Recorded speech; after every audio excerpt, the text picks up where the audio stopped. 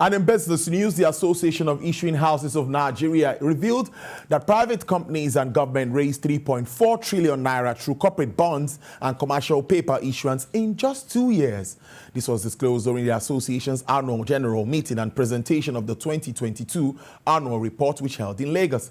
AIHN's president, Mr. Ike Chioke, notes that capital raising activities in the local environment consolidated on the successes of 333 deals valued at about 3.4 trillion naira in 2021.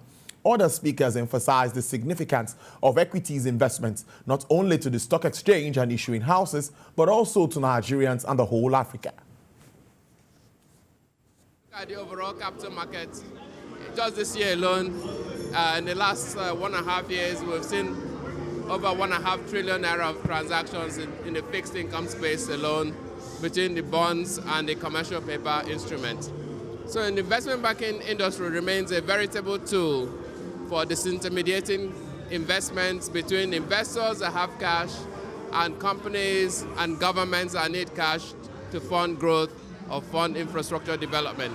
2022 was particularly a challenging year, but for the investment bankers, they were able to raise a lot more money than was raised in 2021.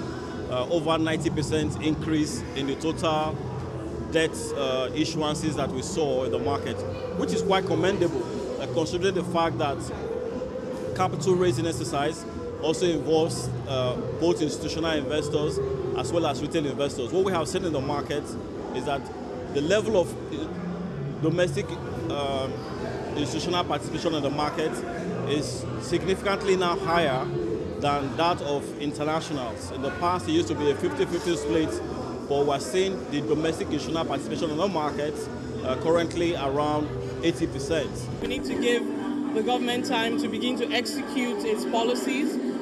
We understand the things that are impacting the economy. It's the inflation, it's FX, and all of those things, will pan out eventually as those policies are executed, and hopefully, will be for the betterment of Nigeria and Nigerians.